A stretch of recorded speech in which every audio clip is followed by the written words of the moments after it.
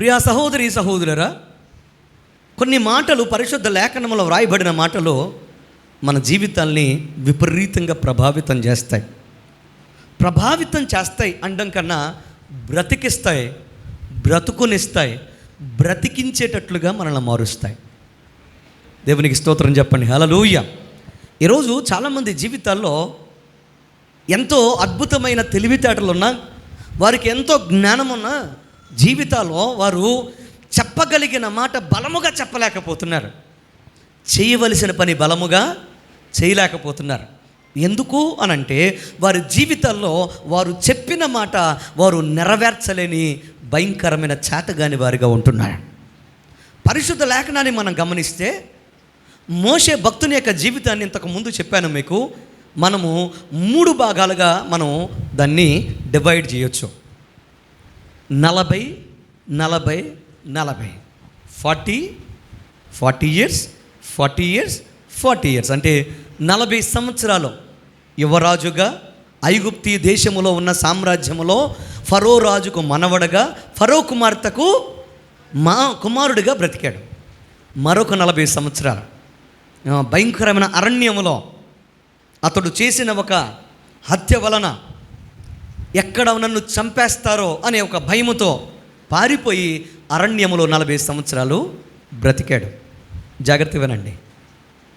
మరల దేవుని ప్రత్యక్షతను పొందుకున్న తర్వాత తిరిగి వచ్చి నాయకుడిగా 40 సంవత్సరాలు దేవుడు ఎన్నుకున్న ప్రజలను దాస సంఖ్యల నుండి, బంధకాల నుండి, భూమి, స్థలము, వింటున్నారా, ఇల్లు ఏమీ లేని స్థితిని అనుభవించిన ఆ భయంకరమైన ఆ బంధకాలు కలిగిన దేశంలో ఉండి వారిని పట్టుకొని సొంత భూమి, సొంత దేశము, స్వేచ్ఛ, నెమ్మది, అలాగే గొప్ప అద్భుతమైన వారు సాగు చేసుకోవడానికి, నివసించడానికి ఒక దేశాన్ని నిర్మించడానికి వారిని తీసుకొని 40 సంవత్సరాల నాయకుడిగా వారితో ప్రయాణం. దేవునికి స్తోత్రం చెప్పండి. హల్లెలూయా. ఇప్పుడు చూడండి, 40 సంవత్సరాలు మొదటిగా యువరాజుగా బ్రతికి చెప్పలేని మాట, చెయ్యలేని పని, వింటున్నారా, చెప్పలేని మాట, చెయ్యలేని పని, 40 సంవత్సరాలు చేతగాని వాడిగా అరణ్యంలో తిరిగి 80 సంవత్సరాల తర్వాత తిరిగి వచ్చి, వింటున్నారా, యవనస్తుడుగా చేయలేకపోయాడు, బలమున్నప్పుడు చేయలేకపోయాడు, వయసు ఉన్నప్పుడు చేయలేకపోయాడు, ఉడుకు రక్తం ఉన్నప్పుడు చేయలేకపోయాడు. 80 సంవత్సరాల తర్వాత తిరిగి వచ్చి అంటున్నాడు ఏమని తెలుసా? మీరు ఊరికనే నిలిచి ఉండి చూడండి. చెప్పండి, ఏంటది? మీరు ఊరికనే నిలబడండి, ఈ రోజు నా దేవుడు చేయబోయే కార్యాన్ని మీరు చప్పట్లు కొట్టి దేవుని నామాన్ని కనపరచండి. 40 సంవత్సరాలు యువరాజుగా చేయలేకపోయాడు, యువరాజుగా చెప్పలేకపోయాడు అన్నమాట. 40 సంవత్సరాలు కృంగిపోయి చేతగాని వాడుగా ఉన్నాడు. 80 సంవత్సరాల తర్వాత తిరిగి వచ్చి అంటున్నాడు, ఇప్పుడు అంత మహాకాల్బలము బయలుదేరుస్తామంటే వెనక రాత్రి దైవజనులు చెప్పినట్లుగా ఫరో తీసుకున్న కొన్న ప్రత్యేకమైన రథాలు, అలాగే గుర్రాలు, అవి పరిగెట్టుకుంటూ వస్తూ ఉంటే ఆకాశమంతా రేగిన దుమ్మది అంతటి మహా అద్భుతమైన సైన్యాన్ని తీసుకొస్తూ ఉంటే ఎదురుగా సముద్రము, వెనక శత్రువు రథాలు, అలాగే రాజు, భయంకరమైన బలమున్న ఐగుప్తి ఫరో రాజు పరిగెత్తుకుంటూ వస్తూ ఉంటే వారి మధ్యన నిలబడి అంటున్నాడు ఏమని తెలుసా? మీరు ఊరికనే చెప్పాలి, మీరు ఊరికనే నిలిచి ఉండి చూడండి, నా దేవుడు చేయబోయే కార్యము మీరు కళ్ళారా చూసి అనుభవించండి. మీరు చూస్తున్న మహా గొప్ప సైన్యము, రేగుతున్న దుమ్ము ఇంకా ఎప్పుడు మీ కళ్ళ ముందు మీరు చూడనే. చప్పట్లు కొట్టి బిగ్గరగా దేవుని నామాన్ని కనపరచండి. జాగ్రత్తగా ఈ వాక్యం మీద దృష్టి పెట్టండి. హౌ ఇట్ ఈజ్ పాసిబుల్, ఇది ఎలాగా సాధ్యము? యువరాజుగా చేయలేని పని, ఒక గొప్ప మహా సామ్రాజ్యానికి యువరాజుగా చేయలేని పని, ఒక 40 సంవత్సరాలు అడవిలో పశువుల మధ్యన, ఎడారిలలో బండల మధ్యన గొర్రెలను మేపుకుంటూ బ్రతికి జీవితంలో విద్యలన్నీ మర్చిపోయి శరీరం అంతా కూడా ఉడికిపోవడానికి సిద్ధంగా ఉన్న ఆ 80 సంవత్సరాల వయసున్న వ్యక్తి ఎలా చెప్పగలుగుతున్నాడు ఈ మాట? ఆ మహా గొప్ప సైన్యం మిమ్మల్ని ఏమీ చేయలేదు. ఎందుకనంటే నా దేవుడు ఈరోజు మీ పక్షాన కార్యం చేస్తాడు. దేవునికి స్తోత్రం చెప్పండి. హల్లెలూయా. ఎలా సాధ్యం? ఈరోజు మీ జీవితాల్లో కూడా వింటున్నారా? ఇంతకాలం మీ చదువుతో, మీ జ్ఞానముతో, మీ యుక్తితో, వింటున్నారా, మీకున్న ధనముతో, మీకున్న బలముతో, మీకున్న ఆస్తితో, పలుకుబడితో చెయ్యలేని పని మీరు కూడా చెయ్యాలి అని అంటే ఇది అవకాశాలు తగ్గిన తర్వాత, ఓపిక తగ్గిన తర్వాత, మీ యొక్క చెప్పండి శక్తి తగ్గిన తర్వాత, మీకున్న బలము తగ్గిన తర్వాత, మీ దగ్గర ధనము అయిపోయిన తర్వాత, అప్పుల్లో ఉన్నప్పుడు, దీనస్థితిలో ఉన్నప్పుడు, మీరు నెట్టబడినప్పుడు, త్రోసివేయబడినప్పుడు, మీరు చిన్నగా చూడబడినప్పుడు, పనికిరాని వారు ఉన్నప్పుడు మీరు ఎలాగ ఈ మాట చెప్పగలుగుతారు? సాధ్యమేనా? చెప్పండి, సాధ్యమేనా? మనుషులకైతే అసాధ్యము, కానీ నా దేవునికి సమస్తము మీ చేత. వింటున్నారా? ఆనాడు మోషేతో పలికించినట్లుగా నీ చేత నువ్వున్న స్థలములో, నీవున్న శత్రువు ముందు, నీవున్న సమస్యల ముందు నీవు కూడా యేసు నామములో ఈ మాట పలకగలుగుతావు. రెండు చేతులెత్తి హల్లెలూయా. ఆయనకు నీ జీవితంలో సాధ్యమే. ఆయనకు నీ జీవితంలో సాధ్యమే. ప్రీతముడు, చలిప్రియ సహోదరి సహోదరుడా, ఈరోజు నీవు కూడా అలా పలకాలి అని అంటే ఏం చేస్తే నువ్వు ఆ యొక్క అద్భుతమైన మాటను నువ్వు కూడా పలుకుతావు. మోషే అసలు ఏం చేశాడు? మోషే ఆ మాట పలకడానికి గల కారణం ఏంటి చూద్దాం. చూడండి, నిర్గమాకాండం 3వ అధ్యాయం 10వ వచనం. నిర్గమాకాండము 3వ అధ్యాయము 10వ వచనం.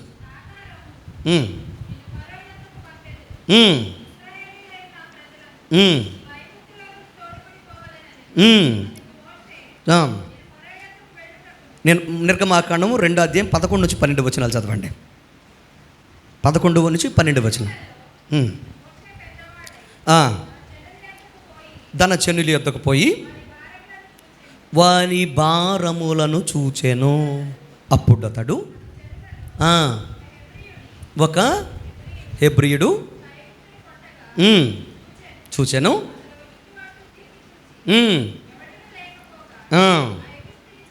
ఆ ఐగుప్తుని చంపి ఇసుకలో వానిని కప్పెట్టిన. చాలండి ప్రియ సహోదరి సహోదరులరా, మీరు అక్కడ చదివిన మాటలో భారము అనే మాట మీరు అండర్లైన్ చేసుకోండి. భారము అనే మాట అండర్లైన్ చేసుకోండి. ఈరోజు మనం ధ్యానం చేస్తున్న అద్భుతమైన అంశాన్ని రాసుకోండి. దేవుని కొరకైన భారము. దేవుని కొరకైన భారము, బాధ్యత. ఈ రెండు మాటలు మనం ధ్యానం చేస్తున్నాం. దేవుని కొరకైన భారము, బాధ్యత. Godly burden, divine responsibility. భారము అని అంటే గాడ్లీ, చెప్పండి, బర్డెన్. భారము అంటే బర్డెన్, బాధ్యత అంటే రెస్పాన్సిబిలిటీ. ఈ రెండు అనుభవాలను మనం ధ్యానం చేస్తున్నాం. జాగ్రత్తగా అర్థం చేసుకోండి. ఒక వ్యక్తి యొక్క జీవితంలో, వింటున్నారా, ఒక వ్యక్తి యొక్క జీవితంలో పడిన, నెట్టబడిన, పరిగెట్టిన, చేతగాని, ఎందుకు కొరగాని స్థితి ప్రయోజనకరమైన స్థితిగా, ఏలుబడి చేసే స్థితిగా, ఒక అద్భుతమైన నాయకునిగా, ఉన్నతమైన స్థాయిగా మారిపోవాలి అని అంటే ఆ వ్యక్తులు ఏముండాలి తెలుసా? భారం ఉండాలి. ఏముండాలి? భారం ఉండాలి, బర్డెన్ ఉండాలి. జాగ్రత్తగా అర్థం చేసుకోండి. భారం రెండు రకాలుగా ఉంటుంది. ఒకటి ఏంటంటే మన యొక్క లోక భారం, లోకములో చూసే భారం. ఏ భారము? ఆర్థిక, ఆరోగ్య, వింటున్నారా, మన జీవితంలో మనం మోసే బరువు అనే భారము. ఏ భారం అది?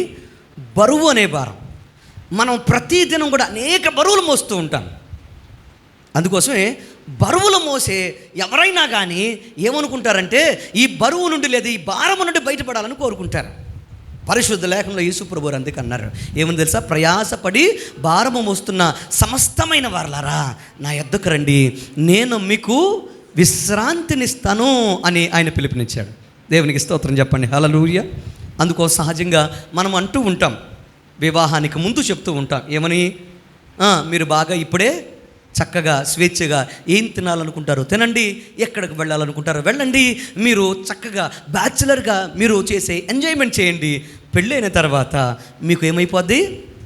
బరువులు, చెప్పండి, బాధ్యతలు వచ్చేస్తాయి, అప్పుడు మీరు ఏమీ చేయలేరు అని చెప్తూ ఉంటారు. ప్రియ తమ్ముడు, చెల్లి, ప్రియ సహోదరి సహోదరుడా, జాగ్రత్త వినండి. ఈ లోక భారము మనల్ని మరింతగా కృంగదీస్తుంది. మరింతగా. ఫర్ ఎగ్జాంపుల్ మీరు గమనిస్తే 10th క్లాస్ స్టూడెంట్స్తో చెప్తారు టీచర్స్ ఏమని తెలుసా, ఈ ఒక్క సంవత్సరం చదవంటారా మీకంతా ఇక బరువు తీరిపోద్ది అంటారు. ఆ 10th చదివిన తర్వాత ఇంటర్మీడియట్కి వెళ్ళిన తర్వాత వీడికి అర్థమవుద్ది ఏంటి తెలుసా, ఇంటర్మీడియట్ మరింత భారం అని అప్పుడు వాడికి అర్థమవుద్ది. ఆ 10th బెటరు, ఇంటర్మీడియట్ అయిన తర్వాత అవుతున్నప్పుడు అంటారు ఈ 2 సంవత్సరాలు కష్టపడ్డారంటే ఇక మీకు డిగ్రీలో ఒక పుస్తకంతో గిర్రం తిప్పుకుంటూ వెళ్ళొచ్చు అంటారు.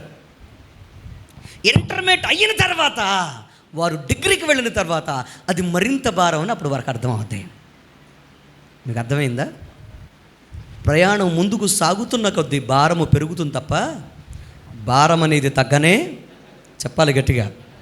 జీవితం ముందుకు సాగుతున్నప్పుడు నీకు భారం పెరుగుద్ది తప్ప, బరువులు పెరుగుతాయి తప్ప బరువు తగ్గనే. అందుకోసమే మనం వింటూ ఉంటాం, పెద్దలు అంటారు మనం వ్యవస్థను పెంచడం చాలా ఈజీ, దాన్ని కాపాడడం చెప్పాలి ఆ బరువును మోయడం చాలా కష్టం. ఎందుకనంటే బరువు మరింత బరువును తీసుకొస్తూ ఉంటుంది. ప్రియతమ్ముడు చెల్లిప్రియ సహోదరి సహోదరుడా, జాగ్రత్తగా ఈ మాటలు అర్థం చేసుకోండి. ఈ రోజున చాలామంది లోకములో ఆర్థికంగా, కుటుంబ పరంగా, సంసార పరంగా, అలాగే వ్యవసాయ వ్యాపార ఉద్యోగాల్లో అనేక భారాల చేత భయంకరంగా ఏమవుతున్నారు తెలుసా, నలిగిపోతున్నారు. అలాంటి నలిగిపోయే భారములో ఉన్నవారు వారి జీవితంలో భారము నుండి ఎలా విమోచన పొందుకుంటారు అని అంటే జాగ్రత్తగా అర్థం చేసుకోండి.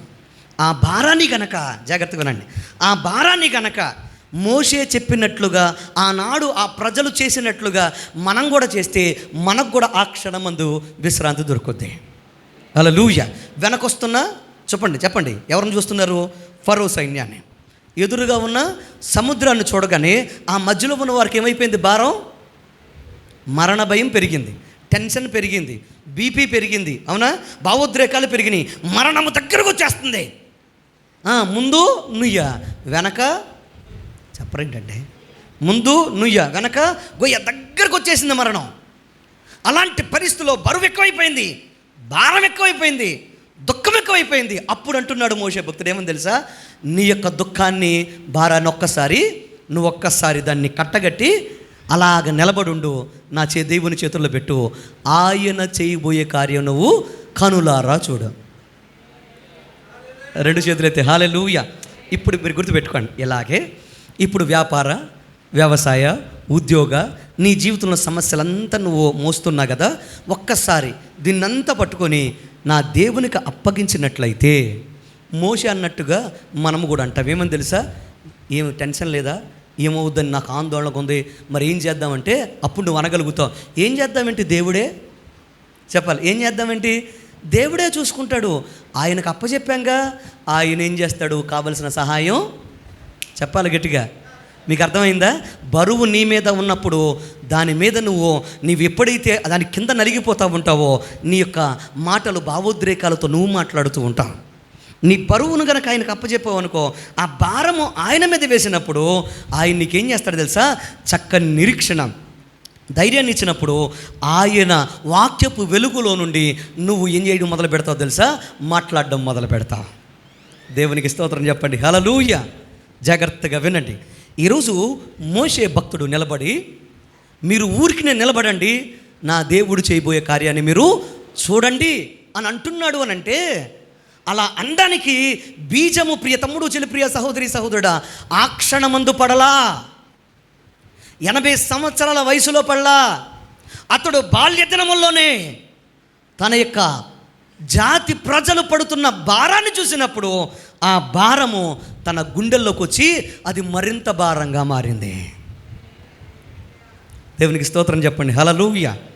ఎ worldly burden become a godly burden. ఎవరికి? మోషేకి.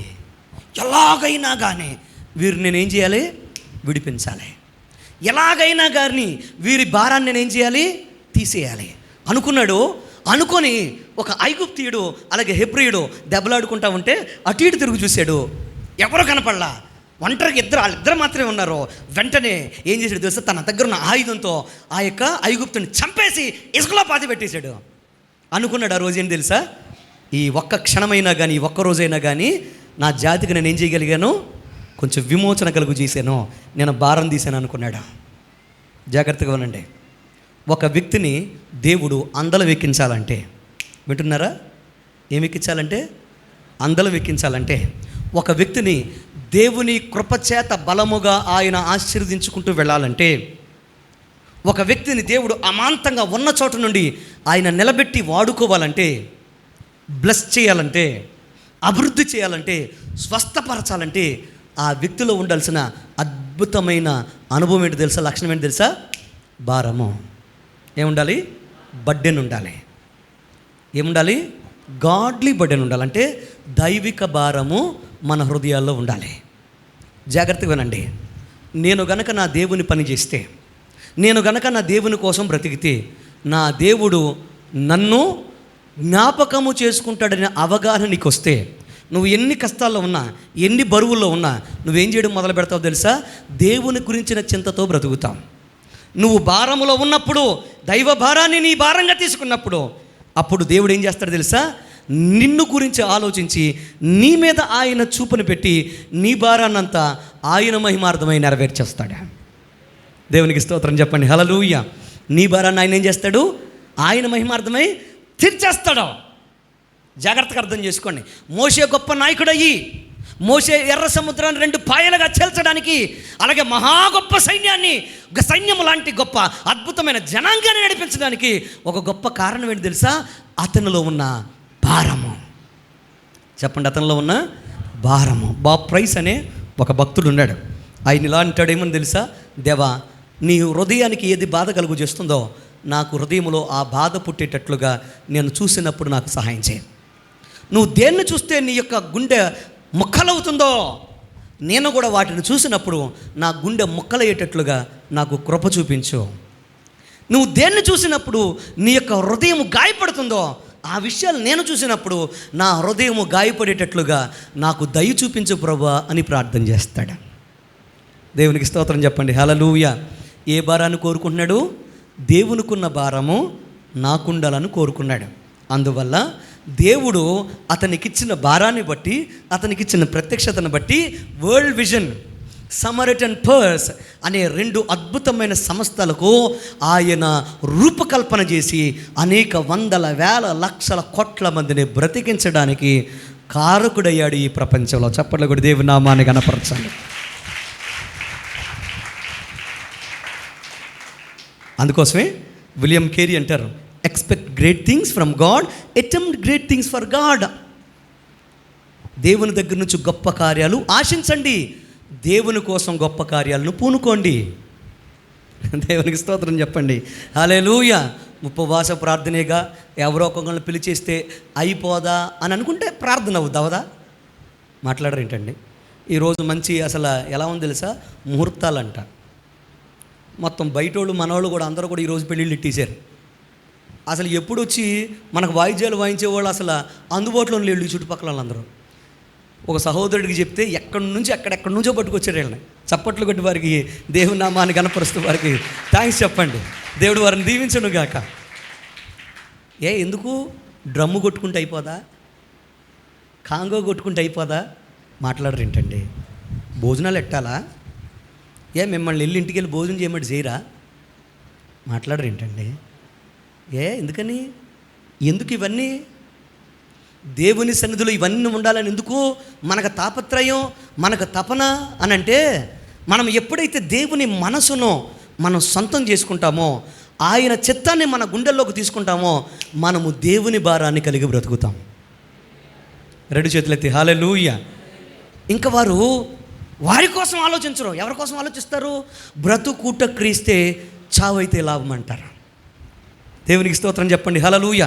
భారం కలిగిన వాళ్ళు మామూలుగా జీవించరు, వాళ్ళు దావీదు వలె జీవిస్తారు. ఎవరు చూస్తున్నారా, ఎవరు పట్టించుకున్నారో వారికి అనవసరం. వారున్న చోట దేవుని స్తుతి జరగాలి, వారున్న చోట దేవుని కోసం బ్రతకాలి, వారున్న చోట దేవునితో మాట్లాడాలి, వారున్న చోట దేవుడే వారి జీవితంలో నింపబడి ఉండాలి. అందువల్ల ఆ భారము కలిగిన వారిని దేవుడు ఏం చేస్తాడు తెలుసా? చూసి ఎన్నుకొని బాధ్యతలనిచ్చి వారిని ఏం చేస్తాడు తెలుసా? ఉన్నతమైన రాజయోగాన్ని ఇచ్చి అందలాలెక్కిస్తాడు. చప్పట్లు కూడా దేవుని నామానికి కనపరచండి. ఈరోజు ప్రశ్న ఏంటంటే, మరి నీ గుండెల్లో ఏ భారం ఉంది? వ్యవసాయ భారం ఉంది, దేవునికి స్తోత్రం. వ్యాపార భారం ఉంది, ఇంకా దేవునికి స్తోత్రం. ఉద్యోగ భారం ఉంది, అబ్బో మరింత దేవునికి స్తోత్రం. చదువుల భారాలు ఉన్నాయి, అబ్బబ్బబ్బబ్బబ్బో ఇంకా గొప్ప, దేవునికి స్తోత్రం.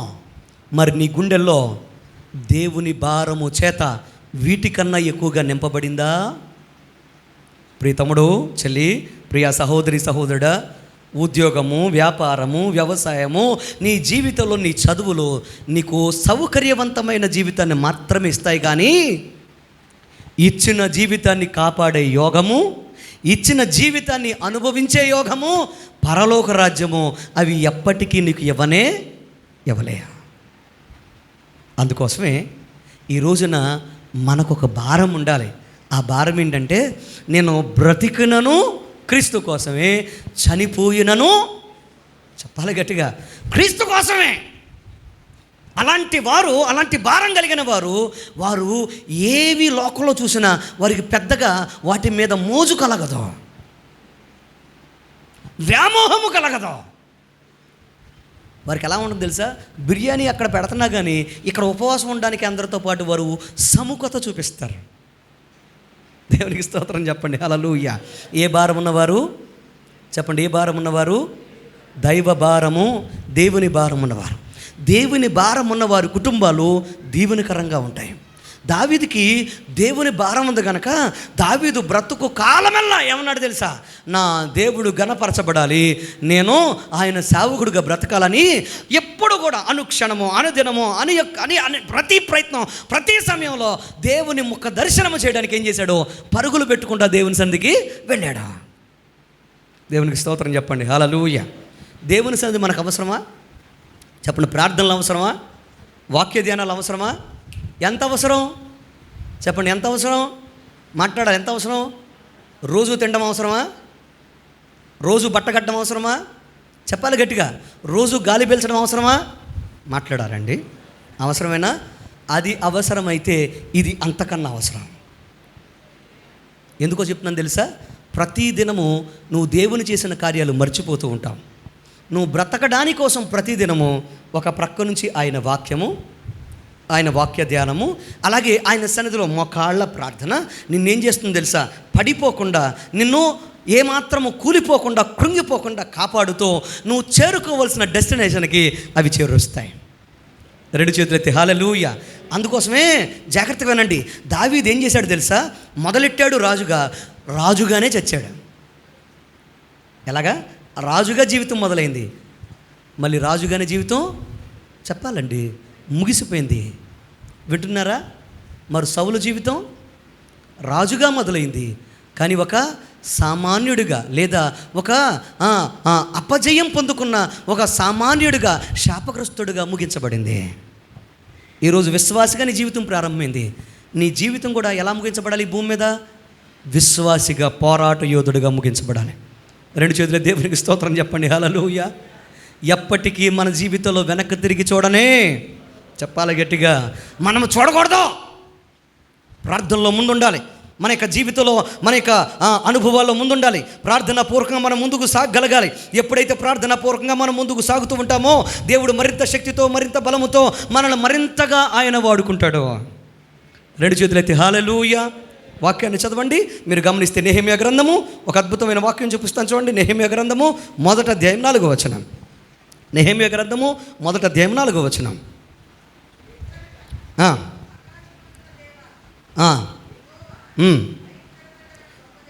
1వ అధ్యాయం 4వ వచనం నెహెమ్యా గ్రంథం. ఈ మాట వినినప్పుడు నేను కూర్చొని ఏడ్చి కొన్ని దినములు ఉపవాసం ఉండి దుఃఖముతో ఆకాశముందున దేవుని పాదాలు పట్టుకున్నానండి. దేవునికి స్తోత్రం చెప్పండి, హల్లెలూయా. ఏమైందంట? నెహెమ్యా ఒక మాట వినగానే కూలబడిపోయి ఉపవాసం ఉండి కన్నీరు గారుస్తూ ఏం చేశాడు? దేవుని సన్నిధిలో ప్రార్థన చేస్తూ, దేవుని పాదాలు పట్టుకుంటూ విజ్ఞాపన చేస్తూ ఉండిపోయాడు.